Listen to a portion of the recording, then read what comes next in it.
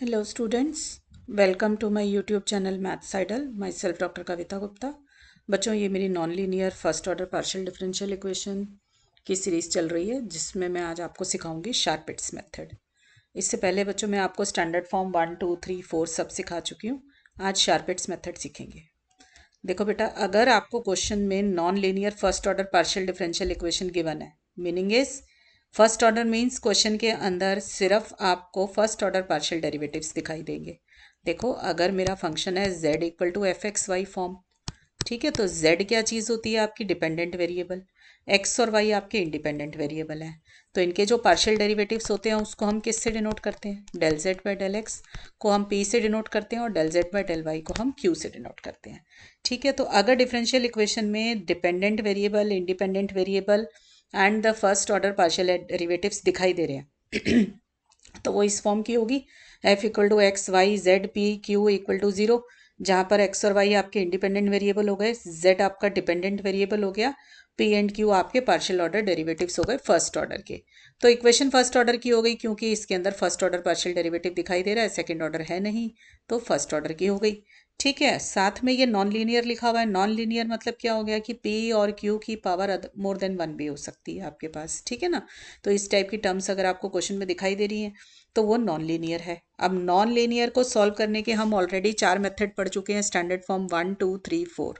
बेटा, उनके अंदर एक पर्टिकुलर फॉर्म होती है कि अगर आपके पास F P Q equal to 0 है तो स्टैंडर्ड फॉर्म 1 है, F P Q Z equal to 0 है तो स्टैंडर्ड फॉर्म 2 है। ऐसे ही स्टैंडर्ड फॉर्म 3 और 4 भी अपनी एक स्पेशल फॉर्म लेके आया हुआ है। बट व्हाट इफ अगर इनके अलावा कोई फॉर्म आ जाए, तो कोई और डिफरेंशियल इक्वेशन बन जाए। ठीक है, तो ऐसे सभी क्वेश्चंस शार्पिट्स मेथड से सॉल्व हो सकते हैं। जो क्वेश्चन आपने स्टैंडर्ड फॉर्म 1, 2, 3, 4 से किए वो भी हो जाएंगे शार्पिट से, और उसके अलावा जो उन रेंज में नहीं फॉल करता, स्टैंडर्ड फॉर्म 1, 2, 3, 4 नहीं बना पाता, तो वो भी आपका शार्पिट से सॉल्व हो जाएगा। तो शार्पिट एक जनरल मेथड हुआ हर तरीके की linear, non linear first order partial differential equation को सॉल्व करने का। ठीक है बच्चों, तो देखिए काम कैसे करना है आपको मैं थोड़ा सा वर्किंग रूल बता दूं। सबसे पहले बेटा, शार्पिट्स मेथड के लिए आपको सब्सिडियरी इक्वेशन लिखनी है, जो इसका ये फॉर्मूला है d x d y d p d q. देखो, डी एक्स के नीचे लिखा हुआ है मैंने partial differentiation with respect to p minus del F by del p लिखा है। वाई के नीचे लिखा हुआ है partial differentiation with respect to q, और डी पी देखो मैंने आपको ना बताया हुआ है कि p की दोस्ती x और z के साथ है, तो ये दोनों के साथ डेरिवेटिव लेगा f by x del F by del x plus p times del F by del z। ठीक है, ऐसे डी क्यू जो है बेटा, इसकी दोस्ती z और y के साथ है, तो ये दोनों के डेरिवेटिव ले लेगा, del F by del Y, इधर del F by del z, और ये बन जाएगा प्लस क्यू करके आपका इस तरीके से। तो बेटा देखो, ये फॉर्मूला तो आपको लर्न करना पड़ेगा सब्सिडियरी इक्वेशंस का। अब आप ये फॉर्मूला लर्न कर लो, जो क्वेश्चन में वैल्यूज दी हुई हैं उनसे डेरिवेटिव्स निकाल कर इसमें सब्सटीट्यूट करो। फिर कोई भी दो इक्वेशन लेके, जैसे भी आपको सॉल्व करना सिखा रखा है ये वाली फॉर्म्स, तो आप इसको सॉल्व कर लें। इस तरीके से सॉल्व करना है कि कोई भी integral p equal to something या q इक्वल टू समथिंग करके आपके पास आ जाए। ठीक है, मतलब जो भी सॉल्यूशन आपका निकले उसमें p और q जरूर हो। ठीक है, या तो दोनों हो या कोई एक हो।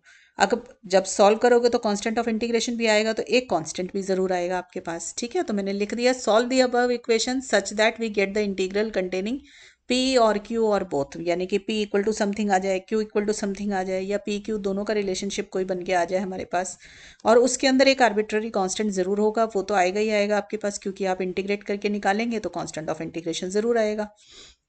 फिर जो ये इंटीग्रल निकले ना बेटा, इसको गिवन इक्वेशन, जो क्वेश्चन में गिवन है ना इक्वेशन, उसके साथ सॉल्व कर लेना।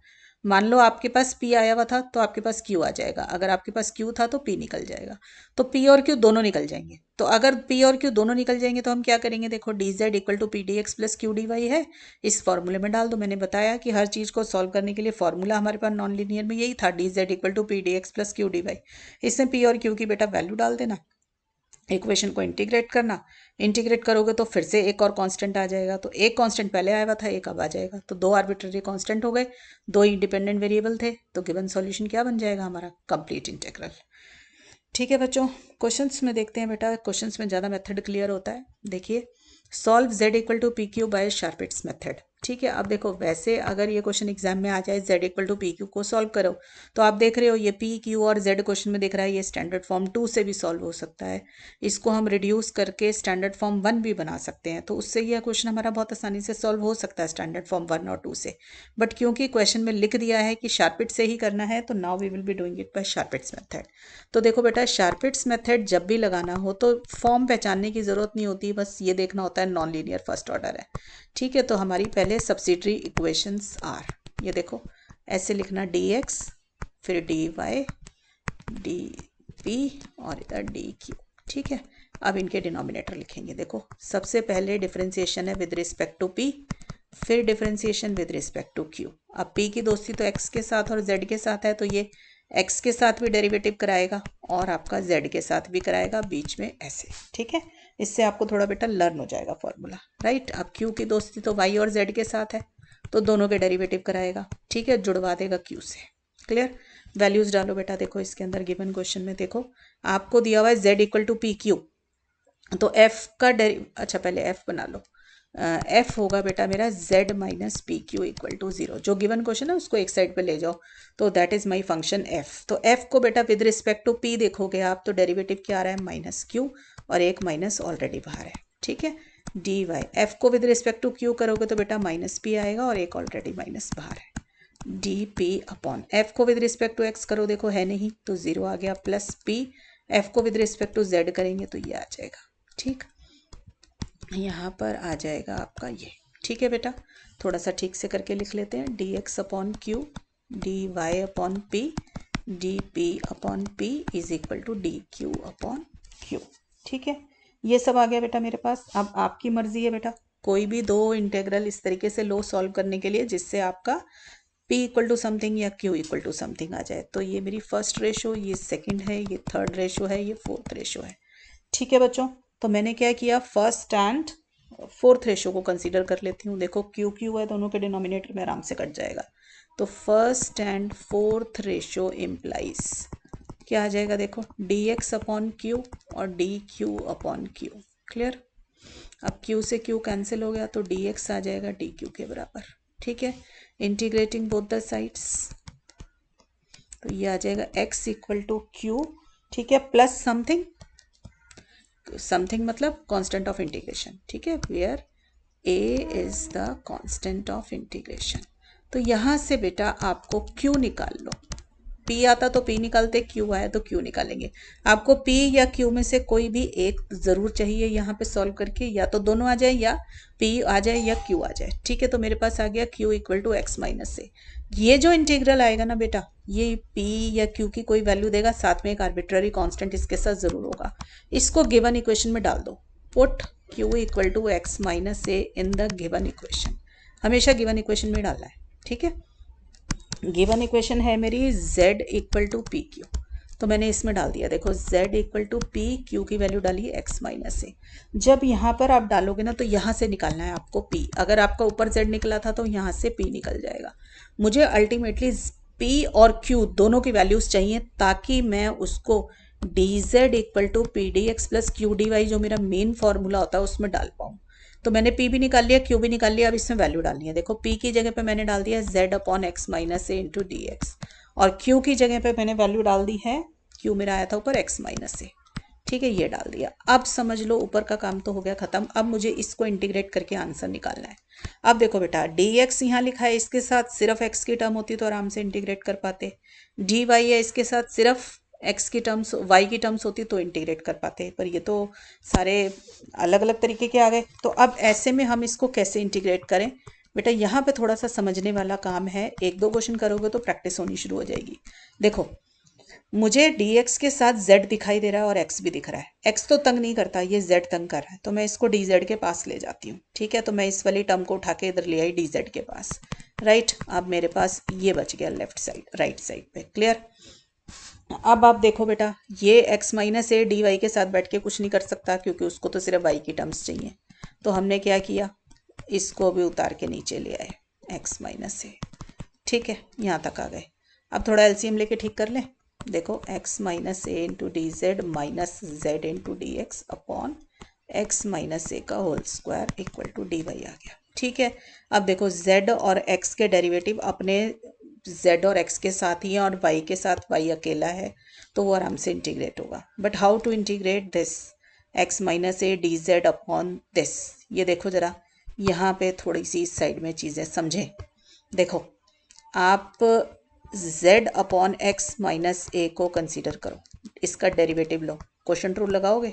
कैसे? डिनोमिनेटर का square, denominator as it is, numerator का डिफरेंशिएशन। तो d Z minus z, numerator as it is, denominator of differentiation, differentiation of the denominator. तो x माइनस ए का डिफरेंशिएशन करेंगे तो मेरे पास x का 1, a का 0 और साथ में dx।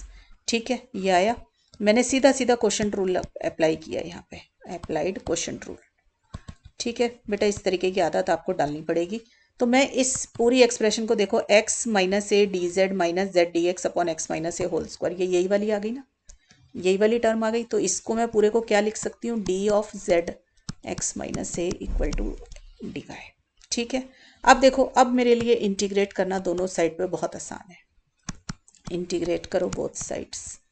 ठीक है, तो मेरे पास क्या आ जाएगा, डी ऑफ जेड दिस, और यहाँ पे आ जाएगा डी वाई। तो जब दोनों साइड पे इंटीग्रेट किया तो यहाँ बचा z equal to this y plus b, where b is any arbitrary constant. अब देखो, क्वेश्चन में a भी आर्बिट्ररी कांस्टेंट है, b भी आर्बिट्ररी, सॉल्यूशन में a भी आर्बिट्ररी कांस्टेंट है और b भी आर्बिट्ररी कांस्टेंट है, और इंटीग्रेशन के साइन सारे चले गए हैं, तो ये मेरा कंप्लीट इंटेग्रल हो गया। This is the complete integral. ठीक है बच्चों, आपको थोड़ी सी परेशानी इस चीज़ में हुई होगी, ये जो मैंने क्वेश्चन रूल लगाया है। बेटा देखो, मैं पहचान बता देती हूँ। कभी ऐसा लगे ना डिनोमिनेटर का स्क्वायर हुआ है, ठीक है, फिर देखो डिनोमिनेटर ऊपर, फिर डी जेड माइनस, ये किसकी फॉर्म होती है, क्वोशंट रूल की फॉर्म होती है ना। तो यहाँ से आपको थोड़ा आइडिया लगेगा कि मेरा क्वोशंट रूल लग सकता है। और क्वोशंट रूल में किसको न्यूमरेटर बनाए, किसको डिनोमिनेटर बनाए, ये बहुत आसान है। देखना, देखो, आपको पता है डिनोमिनेटर का स्क्वायर होता है, तो नीचे जिस टर्म का स्क्वायर दिखाई दे रहा हो वो डिनोमिनेटर बनेगा। उसके अलावा देखो ऊपर यहाँ पे जैसे ये डी जेड लिखा है, तो हमें पता है कि डिफरेंशिएशन किसका हो रहा होता है, हमारा न्यूमरेटर का। तो यहाँ से z मेरा न्यूमरेटर बन रहा होगा। ठीक है, तो इस तरीके से आपको थोड़ा सा आइडिया हो जाएगा कि क्वोशंट रूल कैसे लग रहा है। जनरली आप देखेंगे शार्पिट्स मेथड के क्वेश्चन इस वाली टेक्निक से बहुत आसानी से सॉल्व हो रहे हैं हम पे। ठीक है, और देखो क्वेश्चन, अभी थोड़ी सी और प्रैक्टिस कराऊंगी तो आपको क्लियर होने लगेंगी चीजें। देखो क्वेश्चन नंबर 2 देखिए, P square plus Q square Y equal to Q Z. ये जनरली बेटा स्टैंडर्ड क्वेश्चन से ऑलमोस्ट हर बुक में मिल जाते हैं। देखो सबसे पहले एफ बना लो, P square plus Q square Y minus Q Z equal to 0। ठीक है, फिर वही काम सब्सिडरी इक्वेशंस लिखेंगे बच्चों। सब्सिडरी इक्वेशंस आर, देखो कैसे सिखाई है, पहले डी एक्स, फिर डी वाई, फिर डी पी, फिर डी क्यू।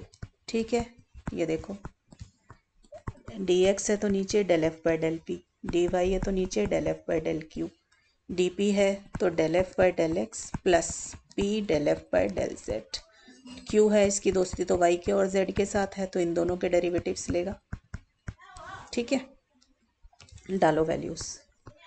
एफ को विद रिस्पेक्ट टू पी किया आपने तो पी स्क्वायर का हो जाएगा 2py। ठीक है, डी वाई, वाई का करोगे तो P square plus Q square, D p, f को विद रिस्पेक्ट टू एक्स किया 0, पी, एफ को विद रिस्पेक्ट टू जेड किया तो minus Q, D q, f को विद रिस्पेक्ट टू वाई करोगे तो बेटा P square plus Q square plus Q, f को विद रिस्पेक्ट टू जेड किया तो माइनस क्यू। ठीक है, तो ये थोड़ा सा ठीक करके लिख लें ज़रा, d x upon minus 2py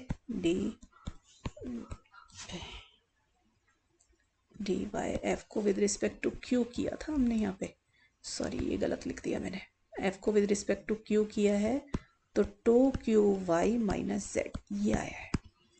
ठीक है, तो minus 2qy minus Z, right, upon D P के नीचे आ गया minus P Q, D Q के नीचे आ गया P square plus Q square, P square. ठीक है बच्चे, अब देखो मुझे P और Q के बीच का कोई रिलेशन चाहिए, या P equal to something, Q equal to something, इस टाइप की चाहिए। तो आप देख रहे हो ये वाली दोनों रेशोस यहाँ पे आराम से सॉल्व हो जाएंगी। देखो उतार लो इसको नीचे, minus this D Q upon P square. ठीक है, Q से Q, सॉरी P है, ये है ना, P से एक P कट गया, तो मेरे पास बचा d p is equal to minus, अच्छा ये P भी है इधर, इधर P आ जाएगा, इधर Q आ जाएगा, क्रॉस मल्टीप्लाई किया बच्चों मैंने और कुछ नहीं किया। ठीक है, तो ये आ गया माइनस, अच्छा माइनस एक ऑलरेडी लगा हुआ है, minus P D P Q D Q. ठीक है, तो इसको इंटीग्रेट बोथ साइड्स, तो देखो minus P D P Q D Q, clear. तो ये कितना आ जाएगा, minus P square by two equal to इधर से Q square by two equal to some constant, और sorry plus some constant, let me take the constant on this side, hardly matters, आप किसी भी साइड पे ले सकते थे। ठीक है, तो अब इसको थोड़ा सॉल्व करके लिख लेते हैं बेटा। तो ये देखो मेरे पास आ जाएगा ये 2a minus P square equal to q square, यानी कि मेरे को बेटा P या Q की किसी एक चीज़ की वैल्यू निकालनी होती है। ठीक है ना, तो मैंने यहाँ से निकाल लिया P square equal to 2a minus q square. तो मैं 2a की जगह पे कोई कांस्टेंट डाल दूँ, लेट 2, क्योंकि constant is equal to 2a भी कोई कांस्टेंट ही होगा, तो मेरे पास आ गया P square is equal to a dash plus Q square. तो P आ जाएगा आपके पास, माइनस है सॉरी, P आ जाएगा a dash minus q square का अंडर रूट। ठीक है, where a dash is some constant. तो देखो बेटा मैंने जान के ऐसा क्वेश्चन लिया था, पिछले क्वेश्चन के अंदर P इक्वल टू कांस्टेंट आ गया था, यहाँ पे मैंने ऐसा लिया ताकि P इक्वल और Q दोनों आ जाए आपके। ठीक है, तो अब क्या करते हैं, मैंने बताया कि जो भी ये इंटीग्रल निकलता है इसको substitute in the given equation, आप गिवन इक्वेशन में डाल देंगे इसको। ठीक है, तो गिवन इक्वेशन मेरी क्या है, P square plus Q square Y equal to q set. तो देखो वैल्यू डालो यहाँ से, देखो P square plus Q square यहीं से रीड कर लो। देखो यहाँ से P square plus Q square क्या आएगा, a डैश, तो यहीं से डाल देते हैं a dash y equal to Q z, right. तो यहाँ से Q की भी वैल्यू निकल आएगी, Q आ गया a dash y upon z. ठीक आ रहा है यहाँ पर, राइट। तो अब देखो बेटा P क्या है आपके पास, P है मेरे पास a dash minus q square, यहाँ से देखो इसका नाम 2 रख देती हूँ, P है a dash minus q square, it's under root from 2। ठीक है, तो यहाँ पर वैल्यू ज़रूर डालनी पड़ जाएगी, क्योंकि a डैश का स्क्वायर हो जाएगा y square upon z square. See what I did is, q की जो वैल्यू है मैंने वो इधर डाल दी है, a dash y by z. क्यों डाली है, क्योंकि मुझे नीचे d z equal to p D x plus q D y form बनानी है। ठीक है, तो मुझे P अलग चाहिए और Q अलग चाहिए, दोनों इकट्ठे रहेंगे तो मेरे से इंटीग्रेट नहीं होगा। ठीक है, तो मेरा यहाँ से सॉल्व करके इसको क्या मिल रहा है, a dash z square minus a dash square Y square upon z square, it's under root. तो ये मेरा बन गया a dash z square minus a dash square Y square, it's under root upon z. ठीक है, अब value डालते हैं। देखो डी जेड है p D x plus q D y, अब P की जगह तो आ गया a dash z square minus a dash square Y square, it's under root upon Z D x plus Q था मेरा a dash y by z D z, यही था ना, क्लियर। अब देखो, अब इसको इंटीग्रेट करना रह गया मेरे पास। अब देखो फिर से डी एक्स के साथ बेटा z भी दिख रहा है, y भी दिख रहा है और z भी आ रहा है। ठीक है, और डी वाई के साथ y और z दोनों दिखाई दे रहे हैं। ठीक है, तो थोड़ा ठीक करना पड़ेगा। अब देखो अगर मैं डी जेड के साथ ये y वाली टर्म ले आऊँ, क्योंकि डी एक्स के साथ में अगर x और z होता तो हम इसको ले आते इधर, पर इसके साथ y आ गया डी एक्स के साथ, तो अभी तो ये मुझे तंग करेगा, तो मैं पहले इसको y वाली टर्म इधर ला के देखती हूँ क्या बनता है मेरा, a dash z square minus a dash square Y square upon Z D x. ठीक है, ये हुआ। और क्या करूँ इसका, यहाँ पे एलसीएम ले लूँ, Z D Z minus a dash Y D Y upon Z. अच्छा जेड से जेड कट जाएगा, मुझे अच्छा लगेगा, कटेगा तो है ना। Upon Z D X. ये देखो जेड से जेड कट गया। अब ये देखो ये वाली टर्म पूरी की पूरी नीचे उतार लेते हैं, ठीक है। A dash square Y square it's under root ये इक्वल टू डी एक्स। अब ये आ गया। अब देखो बेटा क्वेश्चन रूल तो नहीं दिखाई दे रहा क्योंकि नीचे रूट है, ठीक है ना। नीचे स्क्वायर की टर्म होती तो आता। तो मैं क्या करती हूँ, देखो डिनोमिनेटर को ना जरा टी डाल लो। देखो A dash as it is Z square का 2z D Z minus A dash square as it is Y square का 2y D Y equal to D T, ठीक है। ये आ जाएगा आपके पास, क्लियर हो जाएगा यहाँ से, ठीक। अब देखो इसमें से मैंने 2a डैश कॉमन निकाल लिया तो मेरे पास आया z D Z minus 2a dash common निकाला तो एक a डैश रह गया y D Y equal to D T, ठीक है। इसको इसमें सब्सटीट्यूट करो थर्ड में, यूज इन थर्ड। तो देखो जेड डी जेड माइनस ए डैश वाई डी वाई ये तो न्यूमरेटर आ गया, this is equal to D t upon 2a dash, ठीक है। और नीचे रूट ऑफ जिसको हमने सब्सटीट्यूट किया था ये बन गया।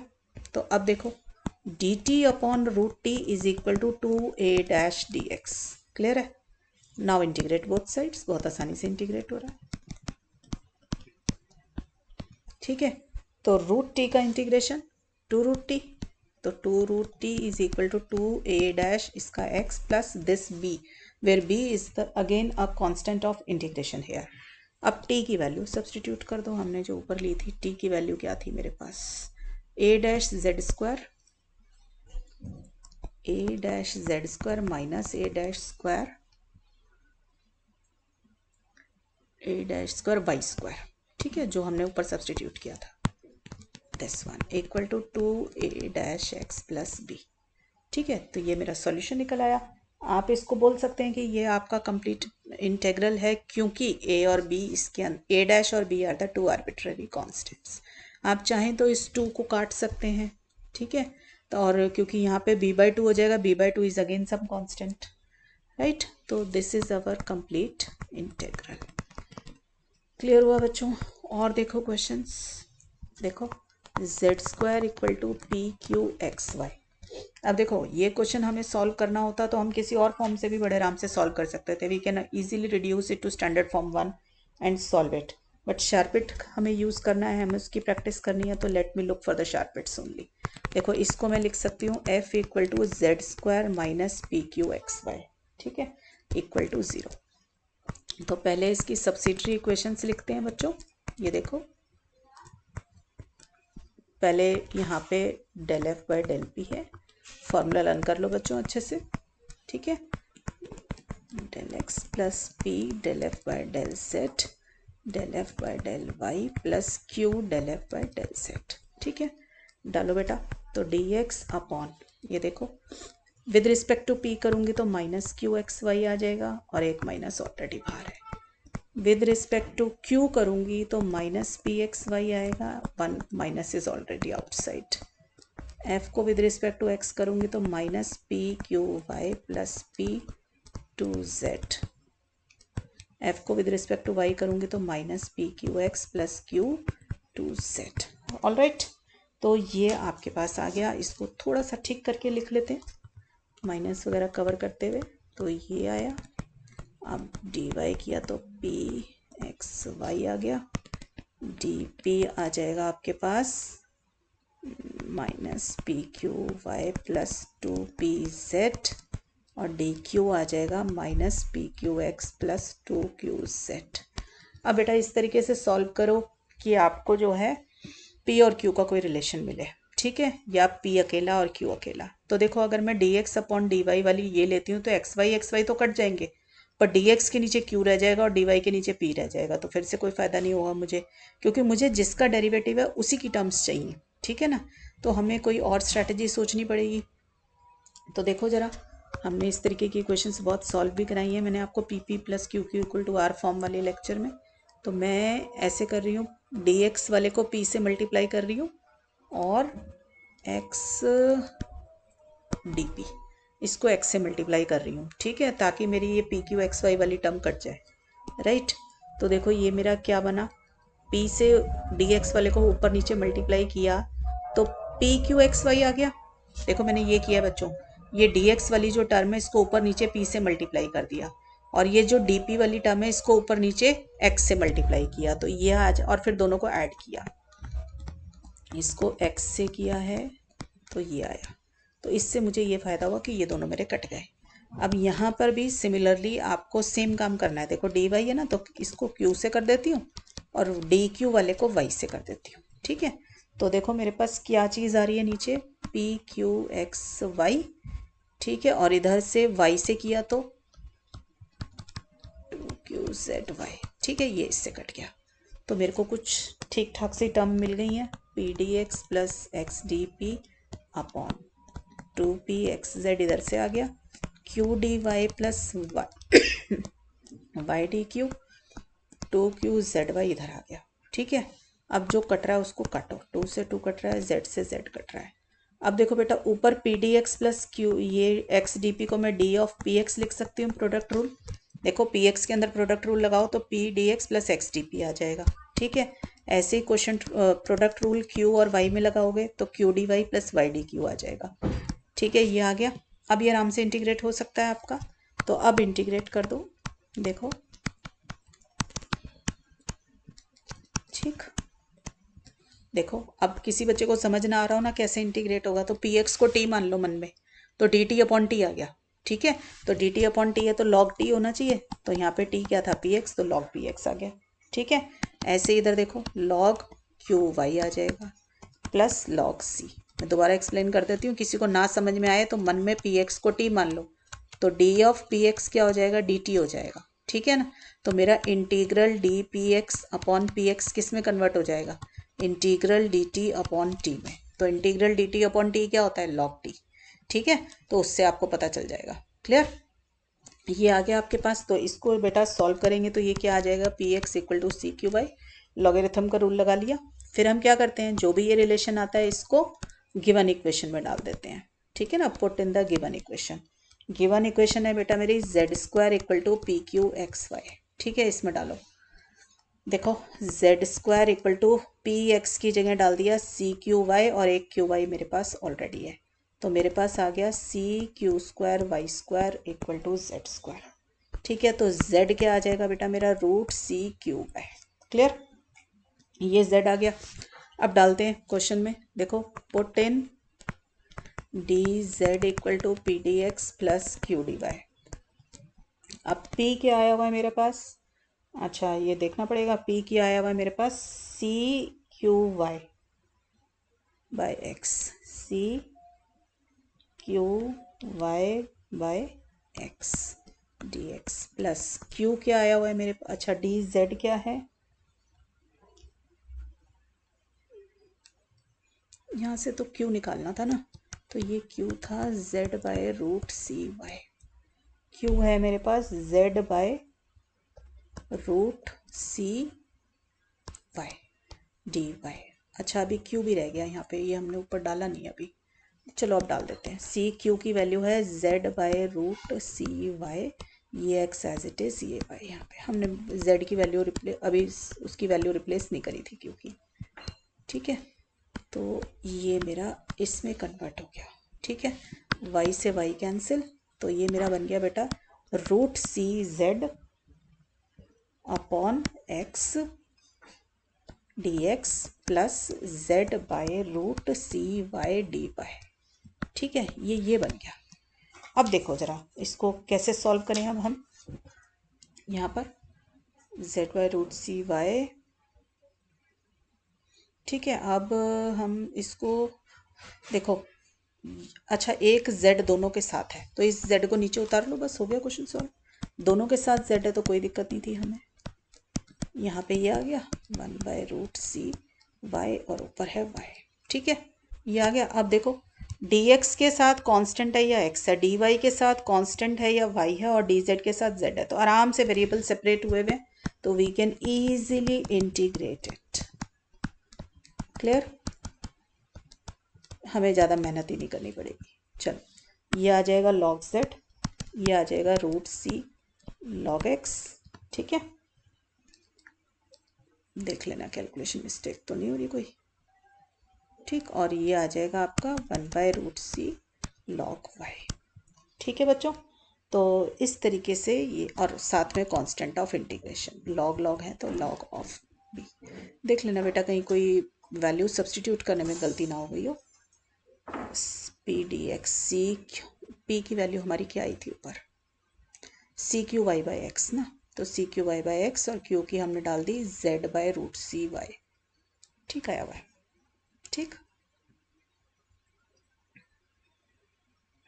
ठीक है, तो this is the solution for this question. Complete integral आपका ये निकल गया बेटा। ठीक है, मैंने अपनी तरफ से आपको हर वैरायटी का क्वेश्चन कराया है। Let me have one more question, एक और कर लेते हैं।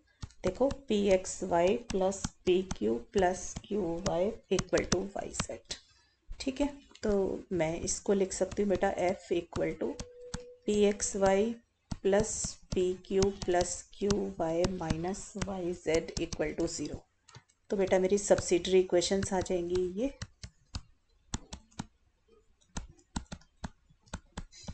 दिस वन, यही सिखाइए आपको, d p upon del F by del p plus p del F by, यहाँ पे सॉरी एक्स आएगा, डेल जेड, डी क्यू हो जाएगा आपका del F by del y plus q del F by del z. ठीक है बच्चों, डालो values, d x upon f को विद रिस्पेक्ट टू पी किया तो इधर से आया एक्स वाई, इधर से क्यू, बस माइनस बाहर। ठीक है, एफ को विद रिस्पेक्ट टू क्यू किया तो p प्लस वाई। ठीक, डी पी एफ को विद रिस्पेक्ट टू एक्स किया तो p y plus p f को विद रिस्पेक्ट टू जेड किया तो माइनस डी क्यू एफ को विद रिस्पेक्ट टू वाई करोगे बच्चों तो पी एक्स प्लस क्यू, और एक minute with respect to y कर रहे हैं ना तो प्लस क्यू माइनस जेड, ये तो विद रिस्पेक्ट टू वाई हुआ, प्लस क्यू एफ को विद रिस्पेक्ट टू जेड किया तो माइनस वाई भी आ गया। ठीक है, अब इसको सॉल्व करो बच्चों, तो ये देखो यही वाली एक्सप्रेशन बहुत अच्छी आ गई आपकी, डी पी अपॉन 0 आ गया। तो जब भी ऐसे 0 आ रहा हो तो मैं कहती हूँ ईच फ्रैक्शन इक्वल टू लिख लिया करो। तो यहाँ से क्या आ जाएगा, p equal to d p equal to 0 implies p equal to constant, कोई भी कांस्टेंट ले लिया हमने, सपोज a। ठीक है, तो मेरे को मिल गया p इक्वल टू a, तो हम क्या करेंगे, put p equal to a in the given question, जो भी आपको गिवन है वहाँ पर आप इसको डाल देंगे। तो आपके पास आ जाएगा बेटा गिवन इक्वेशन में एक बार लिख देती हूँ मेरी, ये है। ठीक है, इसमें p को a डाल दो तो मेरे पास आ गया A X Y plus A Q plus Q Y minus Y Z equal to 0। ठीक है बच्चों, तो यहाँ से q निकालते हैं हम हमेशा, q आ गया a प्लस वाई, इधर आ गई बाकी की टर्म्स। ठीक है, तो q आ जाएगा आपके पास, y कॉमन निकाल लिया, z माइनस ए एक्स अपॉन ए प्लस वाई। तो बेटा p की भी वैल्यू आ गई, q की भी आ गई, जब दोनों की आ जाती हैं तो हम p D x plus q D y फॉर्मूले में डाल देते हैं। तो p है मेरा a और q है मेरा y, z माइनस ए एक्स अपॉन ए प्लस वाई डी वाई। ठीक है बच्चों, यहाँ तक क्लियर हो गया। अब देखो डी जेड अकेला है कोई दिक्कत नहीं, डी एक्स के साथ कांस्टेंट है कोई दिक्कत नहीं, डी वाई के साथ मेरा y और a प्लस वाई तो तंग नहीं कर रहा, बट ये z माइनस ए एक्स मुझे तंग करेगा अभी। ठीक है, तो मुझे क्या करना चाहिए, इसी को थोड़ा सा ठीक करना पड़ेगा मुझे। तो मैं अगर पहले इसको इधर ले आऊँ तो मेरे पास बना ये। ठीक है बेटा, या तो डी एक्स वाली टर्म इधर आएगी या डी वाई वाली टर्म इधर आएगी, तब इंटीग्रेट होगा। तो ला के देख लिया करो, अगर नहीं समझ आता, मैंने थोड़ा इसलिए सोच लिया क्योंकि ये D Z minus a d x बनेगा तो ये z माइनस ए एक्स फॉर्म दे देगा जो यहाँ पर मेरे पास है। ठीक है, तो देखो मैंने D Z minus a d x और नीचे उतार लिया z माइनस ए एक्स। अब y के पास अकेला y की ही टर्म्स बच गई हैं। ठीक है, और z और x के पास उनकी अपनी टर्म्स बच गई हैं। क्लियर हो गया। अब देखो इसके अंदर z माइनस ए एक्स को अगर आप t मानो तो ये क्या बना, d Z minus a d x equal to D t. तो ये इंटीग्रेट जब हम करेंगे दोनों साइड पर इनको देखो तो यहाँ पे तो बन जाएगा डी टी अपॉन टी।